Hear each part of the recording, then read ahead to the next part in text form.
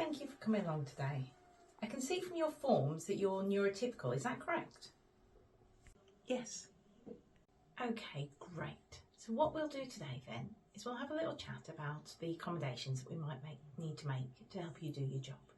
We're fully inclusive here, so it's really important for us to identify all the ways you do your job differently and help you do it the same way as everyone else. Okay, I guess I do find it a bit tricky to do some of the things I've been asked to do. I can do them my own way, but... I understand that. But as I said, we're inclusive here, so it's important that we make it so you can do it the normal way. What support do you think you need?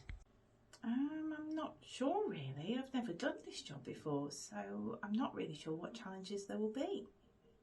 That's okay. I've worked with several neurotypicals. I'm obviously not one myself, but I'm quite the expert. So I'll suggest what the support you'll need and we'll plan based on that. So, as a neurotypical, you'll have a tendency to focus on more than one thing at a time, resulting in a deficit in hyperfocus. Well, actually, that's not always... Yes, but that's going to put you at a disadvantage with your neurodivergent colleagues who are able to sustain hyperfocus for a significant period of time. I think what we'll do is we'll get your line manager to restrict the amount of projects you can work on at any given time, and we'll set you up with a weekly mentor that can check that you're not allowing yourself to get distracted. Great. Okay, what's next? I've noticed you've got an unusual preoccupation with looking in the eyes of the person that's talking to you. Well, yes, I find it helps me focus on what they're saying. I understand that, but it's going to make your neurodivergent colleagues a little uncomfortable. I think we'll need to tell everyone you're working with that you've got this unusual form of eye contact just so they're aware, but you may also need to consider training yourself to look away when you're talking to somebody, just so you don't look different to your peers. I could try, but focusing so hard on that may mean I find it harder to process what they're saying.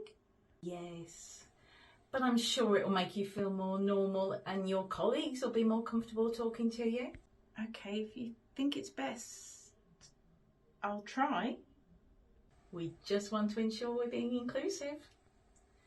Right, in terms of communication, I can only assume as a neurotypical that you tend to use language in an inexplicit way, maybe even providing dishonest answers to questions such as, how are you?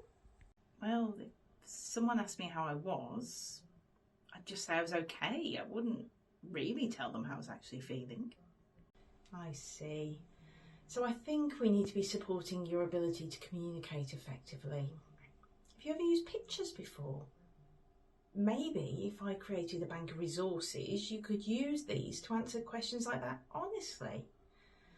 A deficit in communication can make it a challenging work environment, so we need to be supporting you as best we can.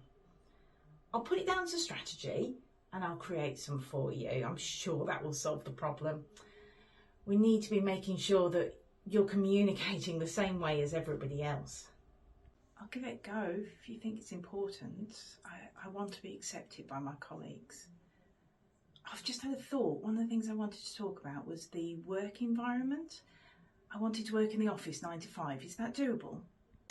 I'd have to ask my manager if that would be classified as reasonable.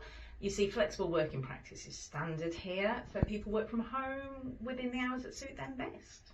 That sounds good then. I could just use that flexibility to work in the office. Well, that's not really an option. We can't have you choosing to work in the office if everyone else in your department is working from home. But I'd be doing the same job and we can communicate online. Yes, but who would be monitoring you to make sure that you do your job properly? And just as importantly, how could we be making sure that we're giving you all the support that you need to be successful? We need to make sure we're being inclusive. Like I said, it might be an option. Let me escalate it to my manager and let them see if they deem it reasonable. Let me come back to you on that one. Oh, okay. Do I just do it the same way as everyone else then until I hear from you? Yes, that'd be great. And obviously, if at that point you're doing it the same way as everyone else, we'll just assume you didn't need the reasonable adjustment after all. But how will you know the effect it's having on my mental health or my levels of exhaustion? Well, if you're managing to do it, it obviously isn't that bad, is it? Well, it doesn't really seem like I have a choice, so I guess so. Brilliant, we're making such good progress.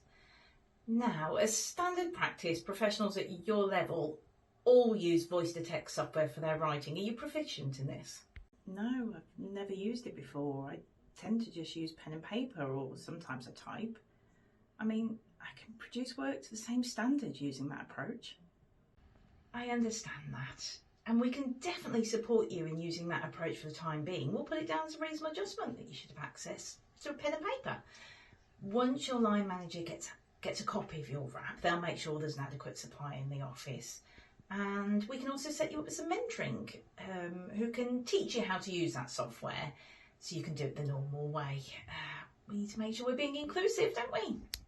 Okay, great. So will I be given time outside my work schedule to learn all these new things?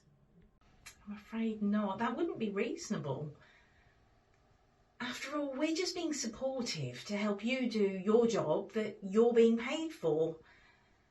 We'll provide the opportunities. It's your responsibility to access them. Great.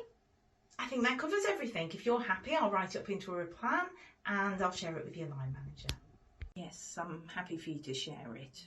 Will we meet again to review the provision and make changes if needed? The wrap is a working document, so we can make changes whenever needed. Just contact me when you identify what changes need to be made, let me know what they are, and then I'll decide whether they're reasonable and whether we'll do them. Thank you for your time today, and I hope you find our inclusive environment a positive place to work.